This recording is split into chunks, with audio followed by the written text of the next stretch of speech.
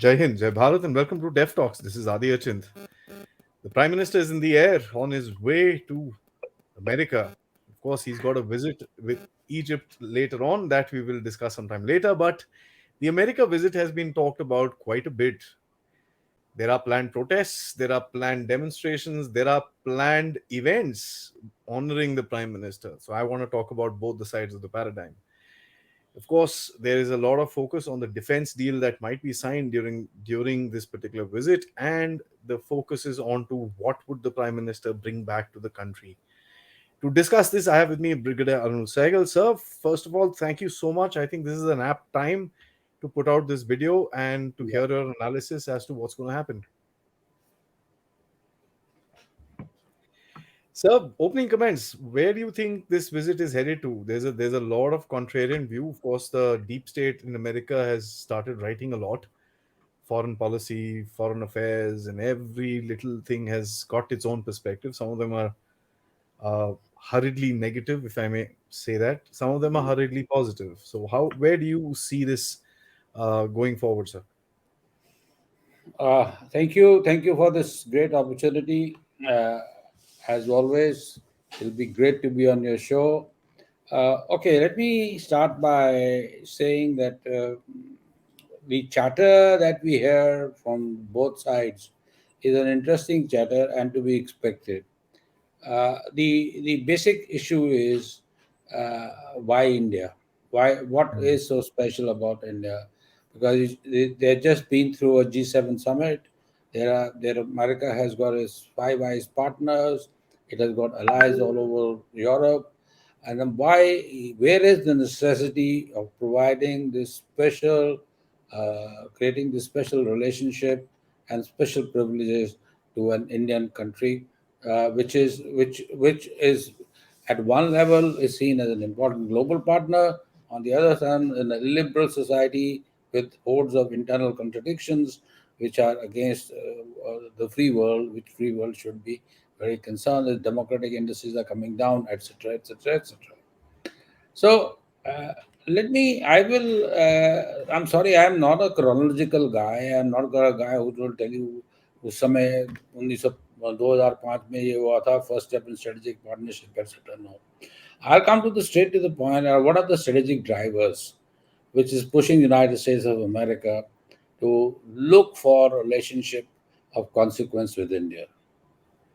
I repeat, look for a relationship of consequence with India. See, at this juncture, United States is involved in two major battles. One is the Euro-Atlantic battle through NATO in Ukraine, where it is fighting the first one of the important Cold War warriors, and a country which is part of a global three in the pecking order is number three, but it's an important partner, huge nation, huge capacities, world's largest nuclear arsenal, and that is fighting. He's fighting a proxy war over there. His energies are focused on that war. Second element is that they are having a con- context, contested relationship with China, Mm. and the relationship has been going downhill for the last 2 3 years. Things are not improving, and there are multiple reasons for that. We'll come to that a little later. But the fundamental point is this: is that United States, which is an offshore power in both these locations, that's an important point to understand. America has a huge military power, military capacity, and controls the global economic order, etc., etc., etc. But it is not located in any of the global regions where there is fighting going on or which are contested regions. It's an offshore balancer. It operates through allies and partners. Now, this is where the whole issue is coming up.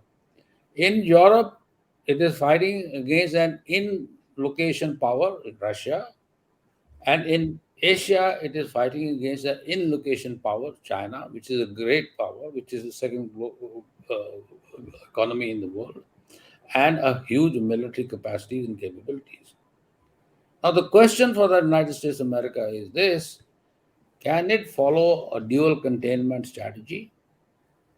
or and did not follow a dual containment strategy. At this point in time, the precision people in the U.S. establishment believe that we have to have a certain degree of balance, and the balance is while we continue to support Ukraine, we have to create a holding operation in Asia. And in Asia, they have come to realize that they have a full-fledged alliance system in East Asia, which is based on United States, its alliance partners Japan, its alliance partner Australia, its alliance partner Korea, and also is now certainly coming back into alliance fold is Philippines. This is a partnership which is in one corner of Indo-Pacific, and it does not. It is being contained by the anti-excess era denial strategy which the Chinese have created through what is called offset deterrence.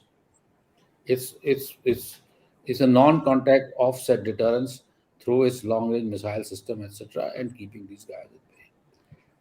Added to that is the South China Sea, which is contested American zone, Chinese zone, and the Indian Ocean.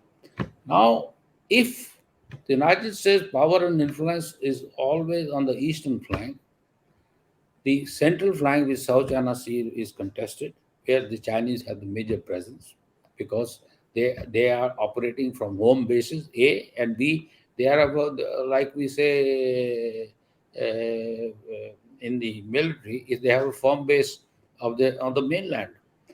The Indian Ocean region is a region which is an area which is dominated by Indian power and influence, and where India is contesting the Chinese along its line of actual control. So, So, in these circumstances, it is imperative that a strong country like India, which has the potential to be a major power player, and who has shown inclination to be a very major global partner, and who through his balancing strategies can play either side of the fence and has shown a great degree of inclination with aligning itself as a strategic partner with the United States. What better person, what better country to be brought into a closer embrace with United States?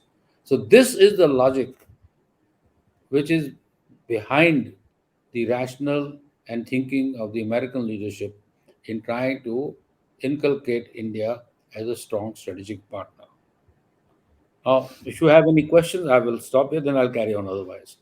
yes, sir. Before you go in, I'm sure you will educate us in terms of whole lot of the nuances of this visit.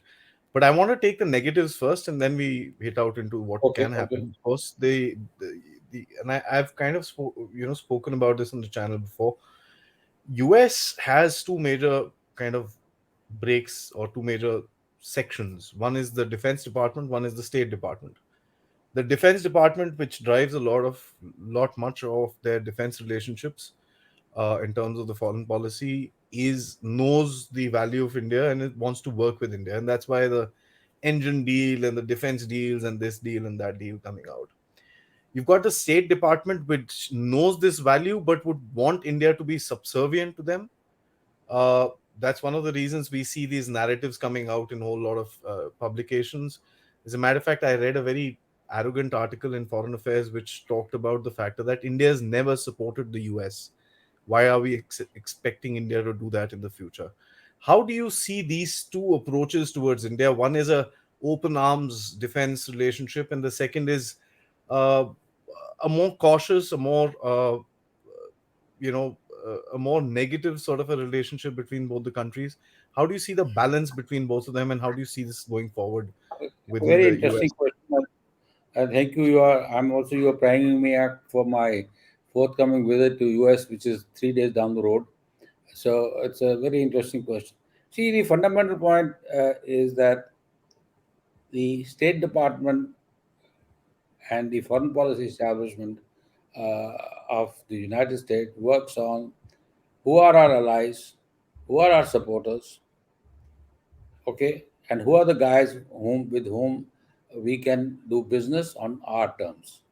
Hmm. On our terms. The problem with the State Department is this: India follows an autonomous interest-based policies and will not support United States or any other power against its interests. And that for that we need to give kudos to our current establishment, which has been shown that India's interest or India first is the imperative of the any relationship. The second part of the thing is that what we do not know, and that's important for your business to know, that in the United States policy making establishment, the top player is the president. President is the top person. The second tier is not the foreign state department like it's in our country, etc. Now it's changing in our country also. It's the National Security Council. The third important element is the State Department, and the rest of the lot, including Pentagon, etc., are what are called agencies which provide inputs.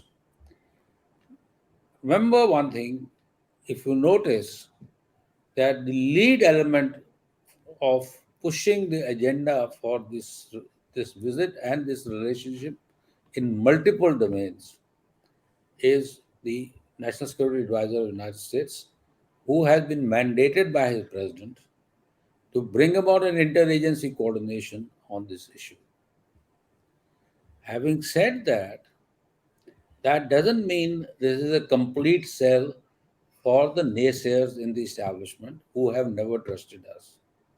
These guys which you are listening from, hearing from, are people from think tanks, people who have a certain perspective, and who believe that any relationship must be to the advantage of the United States and United States alone. And the gives are that we are providing goodies, etc., to a country like India, and that India should very well be indebted to us for those goodies. But that's not the game here. I want your listeners to understand that. The point number one is this. That's why I went to geopolitics to explain the rationale for the relationship. The reason for it is this thing: both need each other. India today is a partner of United States in Quad. Similarly, is a partner of China and Russia in the SCO. It talks to these people in RIC, Russia, India, China, lateral. We are partner in ITU2, and we are also with them in the BRICS. So we have a multi-tier space in which the India operates. And on top of that, India is also trying to become a champion speaker or a cause belay for the global South. So Hmm. it is this belief, and in what is happening in this at the same time when this thing happening toward India, is that the Western alliance system, or what we call the Euro-NATO alliance system, is getting pushed to one side. And the situation today is, apart from 14, 15, 16, 18 countries of the global West who are supporting them on Ukraine, there are a large number of countries which are not supporting them, and something close to about 125 countries or 75, 80 or 90 countries in the globally who are absolutely taking no position. Hmm. So Hmm. the question today is this: is that this is a sign of frustration. They believe that we our situation हमारी इतनी बुरी आदत हालत हो गई है कि अभी हमें इंडिया के ऊपर डिपेंड करना पड़ा है फॉर जियो स्ट्रेटेजिक बैलेंस के लिए. But this is something which is very difficult for them to stomach. Now the argument comes like people like Mr. Ashley Tellis talks about the fact that India will never support Taiwan on this thing. The question basically is this. I want to ask him a counter question. If there's a war in the high Himalayas, will the United States send boots on the ground for us? Will the United States fight the war with us? No. They will give us equipment. They will give us support. And similarly, if in the Taiwan situation, whatever interoperability that exists between us and we have created over a period of time, we have Indo-Pacific Maritime Domain Initiative, etc., etc., etc. Those all elements will be in place to support whatever support you can. But when he says that India will support the United States in this thing, he has to be very clear. India is not going to fight America's war. Nor does India Mhm. believe in fighting Chinese, America fighting Indian wars. So what is happening now? Why is it that the National Security Council is trying to do what they're trying to do? There are three rationales for it. Number one is to build up India's military and strategic capacity and capability to uphold China in Asia on the continental framework, continental front. Please understand this. India poses, as long as we are weak, we face a China challenge. But moment we become strong, credible, capable, strong military power, just go to, let's take a hypothetical scenario of 2030 when we have got 20 squadrons of this thing, Tejas Mark 2, equipped with 414 engines, BVRs and all kinds of system, and a completely different electronic environment and a space-based environment that we operate in. Look at the conditions the Chinese will face. Now, what will China do? Already, Western Theater Command is deployed in this region, okay, and is building up capacity to deal with India. And incrementally, as India's capacities go up, he has to deploy more and more resources. Second issue is only place where the Chinese are territorially threatened. Mark my words. They are territorially threatened is in Tibet. And in Tibet, situation is that after 70 years of occupation, they still have not been able to bring it under its control completely. Absolutely. And added to that, there is Xinjiang. Added to that, there is the Eastern Turkestan Islamic movement, etc., etc., etc. So so the Chinese are not stupid. Mm. They are building up a dual containment strategy of India, one themselves and through Pakistan, not for stupidity. And then they're trying to enter it through the Myanmar and other through our neighbors. It's a part and parcel of it. They understand the big game. So the big game in this region is going to be this. So for as far as the United States is concerned, a weak India allows China to become an important, major, strong power in Asia. And if China becomes a strong and a major power in Asia, then it undermines United States' presence in Asia and through its own alliance system. And Chinese have got two more allies which we do not ever overlook. One is North Korea and second is Russia.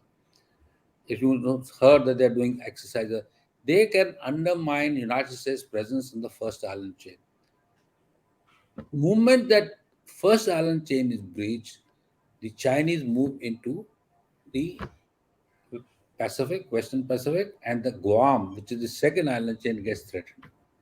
Now, if United States psychologically, the pushover of United States from East Asia and through the first island chain is so traumatic of the United States, is that America will cease to be an Indo-Pacific power, and it'll then become a Euro-Atlantic power. And there, if tomorrow the squeeze comes there, then it'll go back to the continental US and become an isolated continental power in that area. So, with all its missiles, etc., and what are the game changes taking place? The game changing taking place is capacities and capabilities that are being built around him were earlier for capable of fighting only local wars. So, Now the capacities and capabilities that are being built are are for fighting continental wars. And these continental wars have within them capacity and capability of hitting continental USA. So therefore, the United States is threatened.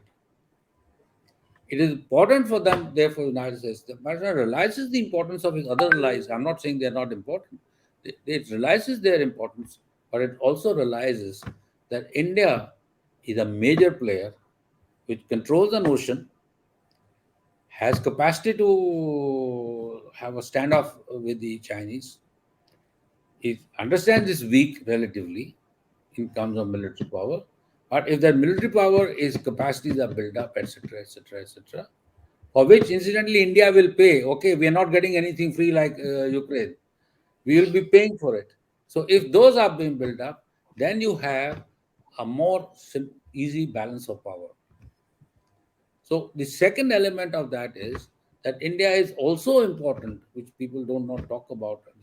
Chatterjee and other people writing about, is the ITU2, the West Asia context. The West Asia context is that ITU2 has been basically a trading and a economic reason, but now what is happening is a four country alliance or a four country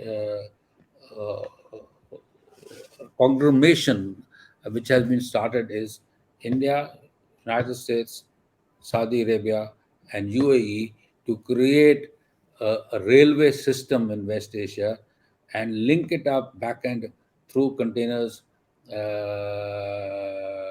and through road and through sea containers to markets both in Mediterranean as well as in India.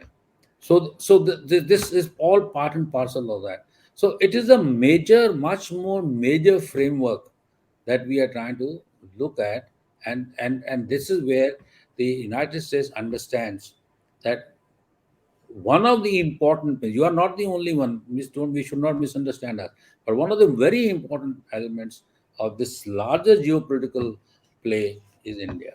And therefore, building up India's capacities, capabilities, etc., are in their own interests. I hope I've answered your question. No, absolutely, sir. But I mean, I'd succinctly say action speaks louder than words. So don't read the New York Times and Washington Post and see what's happening on the ground. So that's an interesting. Uh, you've brought out a very interesting factor that both need each other today. And of course, for the US, the need is much higher because India has, India will figure out something for itself. But there is no alternative for India for the US. That's. Would you agree to something like that, sir? I would not say there is no alternative for India for the US. May not be, I would simply put it this way. I think we have it's a very consequential relationship which transcends not only the military but it's equally economic, it's technological, and also as part of what they call the de-risking the supply chains. So it's a much more elaborate system, and within that construct, will also coming up from Indian perspective. An important element is how do we manage South Asia together, and here the management is of Myanmar, management of Nepal, management of Bangladesh, management of how do we solve issues with Pakistan, which is by and large going, getting out of control. It's unmanageable internally. So this is so you are so the problem. I mean, the main issue that we need to be focusing ourselves upon is this: is that technology cooperation with the United States is basically, if you notice, are areas which provide us a higher degree of effectiveness or strategic effectiveness. Uh, Look at quantum computing. Look at chip manufacturing. Micron is putting up a plant of a $3.7 billion in India, and this is the same Micron company which has been barred by the Chinese from putting up a plant in China. So who is getting? We are getting semiconductor capacity capability. But the problem with India is basically this: United States is going to provide you with everything on the table. They will make shortcuts. There would be problems in like strategic trade dialogue is basically to cut out the bureaucratic wrangling within the system. But the problem over here is how much and how effectively and how efficiently and how early do we leverage these capabilities and capacities to our advantage. Do we get caught up in bureaucratic hassles? Do you get caught up in bureaucratic capability? Again, second issue, which is even more important, which you asked me about let's take the GE 414 engine. GE 414 engine is not something which suddenly is going to pick up his bloody factory and bring it over here. No. He will start moving module by module to India, start adapting that module to Indian conditions, see how much he can supply from India, how much he can do from here. He'll then get major assemblies from abroad, create a plant over here. And my information is that for every engine that will be produced by the HAL, it will have to get a certification and valuation from GE in United States. So it's not going to happen that suddenly you will find HAL producing engines, because then HAL produces engine like that, then we'll have a problem on like advanced like helicopter which will be falling off the bloody area because of certification issues. So in this game, there is the whole element of assembly, etc., etc., and finite degree of certification. Certification is the most important element, and that certification will always continue to be done by the Americans. So what you will learn from here is how the assemblies are joined, how the various subsystems are developed, what are the offsets of the subsystems that can be done to the Indian industry. So this process of bringing in, let's say, a GE plant to fructification in India is, they are saying 3 years, and my take is not before 2028, 2029. That's the time plan I'm talking about. You want to now simultaneously say, yeah, I'm buying the General Atomics, Predator, MQ-9Bs, etc. I want to do MRO, etc. Now, MROs again is something which is not, people don't understand. MRO, the engines cannot be repaired or serviced by us in India. To give your viewers an understanding, you remove an engine from an aircraft, it has to go back to the main facility from where it was manufactured. They are the only guys, and they have also got regional hubs. Safran, for example, is General Safran is a French company in India. It's a General Electric's regional Asia regional hub for MRO. Also, for example, when we earlier bought 400 odd aircraft from Boeing, Air India had bought, Boeing had set up a MRO facility in Nashik. Hmm. It was never utilized fully. The Indigo sends all its planes for MRO to Singapore. Now, it's not simply that I want to set up a factory. You can set up a factory, but you also have to ensure that it is the ecosystem of the factory is operational. Properly set up. For Hmm. example, do you give me 24 by 7, 365 days current at the same level without any droppings? Do you give me the system environments, the electricity, the functionality, the air conditioning, the whole the what they call the health factors inside the plants, the same levels? See, we have to get used to those issues. Not True. that we are bad. We are not bad. We are good. We are excellent. But our attitudes are different. I have seen the quality assurance done by Embraer people in one of the DRDO plants when I had gone there with in a team. He small stress. He says, change the part. Our guys were saying, no, no, no. Quality assurance guys were saying, yeah, ये ठीक है, एक जरीट ही है ना, just a small line. How does it make a difference? He says, no, you don't understand. When the damn plane flies, it's gonna get under stress. Today is only a line. Tomorrow it will become a thicker line, and day after it will start sharing off. See, this is what it is the approach. So what I'm trying to say is that it's not only the system coming into India, not only the offsets coming into India, not only the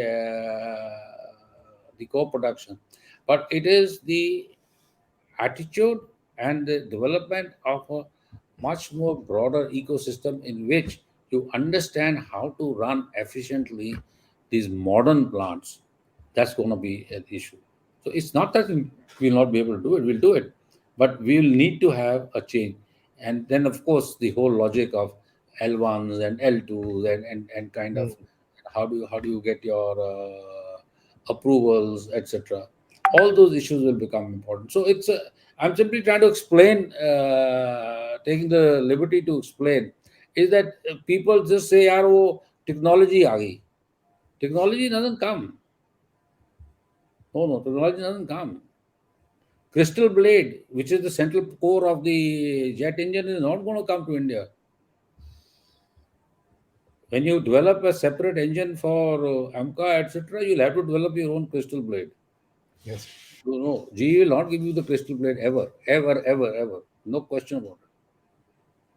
So this is where the yes, if we are smart enough, we can learn and we can see where our deficiencies are and what right they are doing, and that can be a great learning, and we are good at that, and we should be able to develop our own. So it will facilitate our overall R&D and our own capacities and capabilities.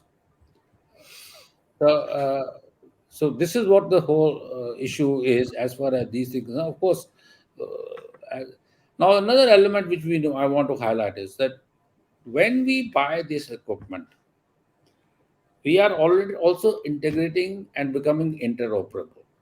Mm. Now, look at this. You have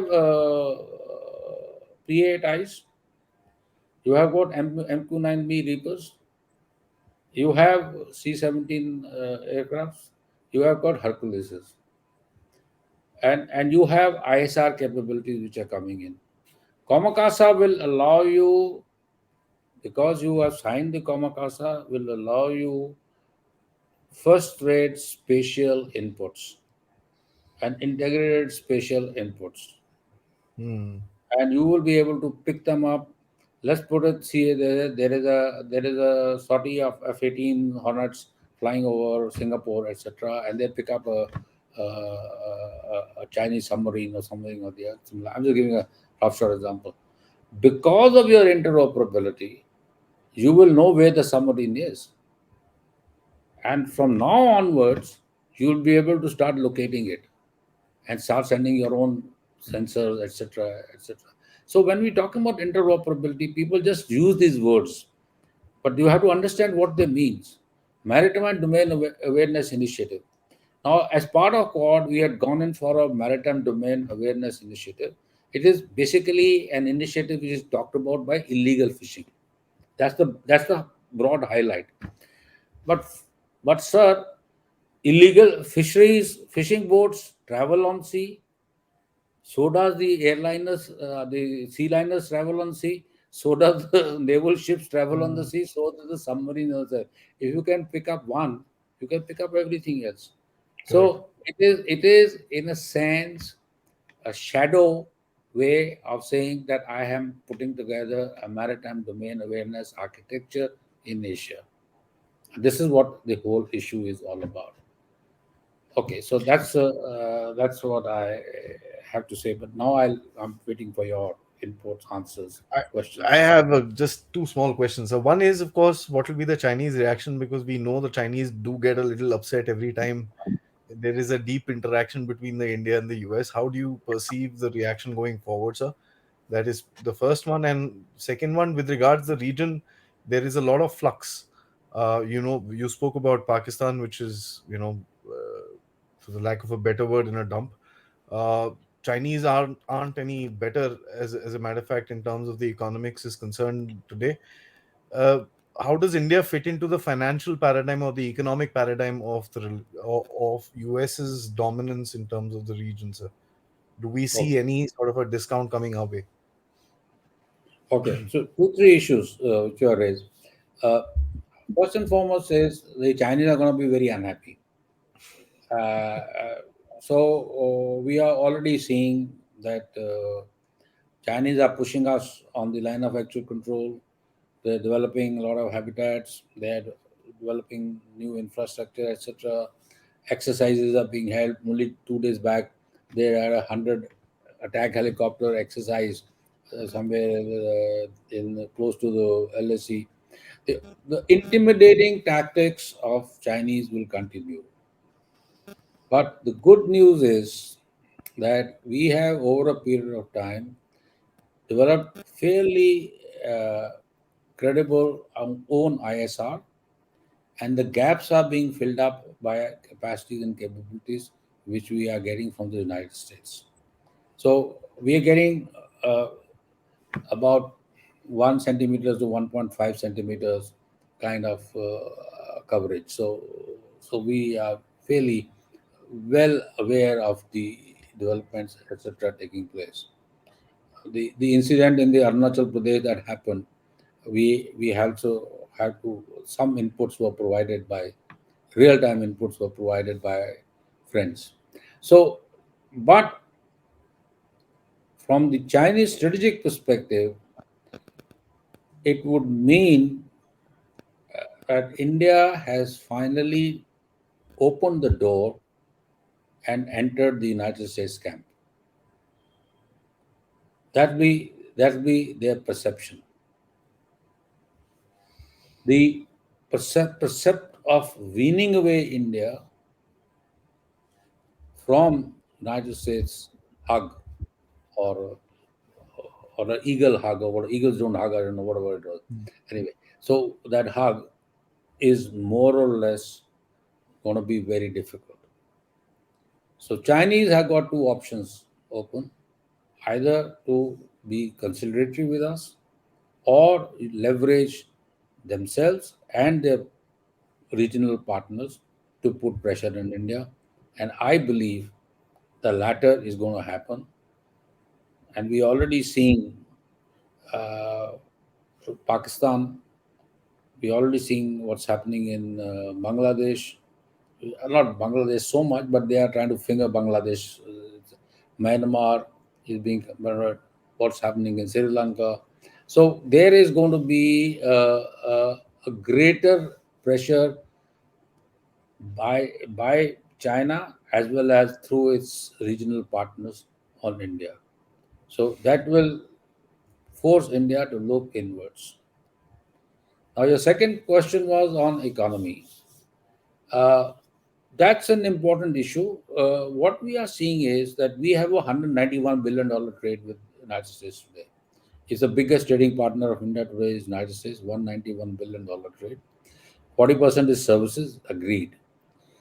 But what is happening now is, see the figures. Apple is saying that I have sold 10,000 crores worth of Apple phones by opening 1 to 2 stores in India. Yep. Look at my takeoff. More Apple factories are coming into India. Americans are now going to come up with droves, if I would use that word, to establish new supply chains in India.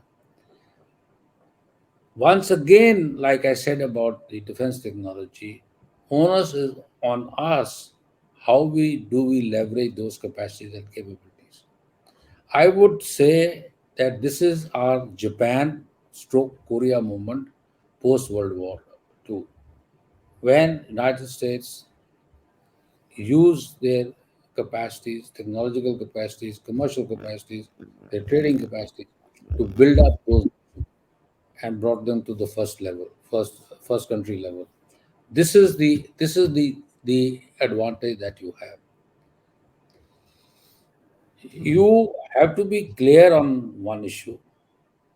While there is a certain degree of moral equivalence with the United States in pattern and strategic terms, but important part is this, that we also have to create an economic codependence. And codependence will come up that if they invest in India in a big way and you provide them with the investment climate and you provide them with an alternative supply chains which can then be integrated into the global system. What is people are forgetting on one issue? The one issue which we tend to forget is this. United States will come to India. The reason it will come to India, there are 1.4 billion Indians.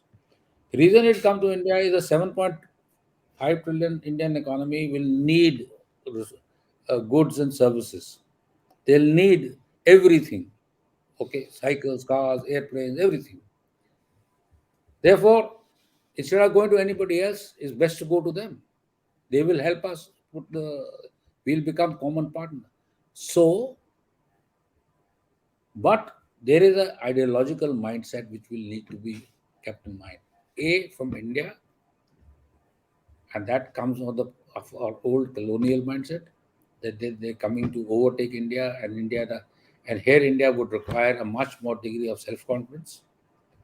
And the second issue is the brown man syndrome in the US NATO alliance perspective or the West's perspective, the brown man syndrome.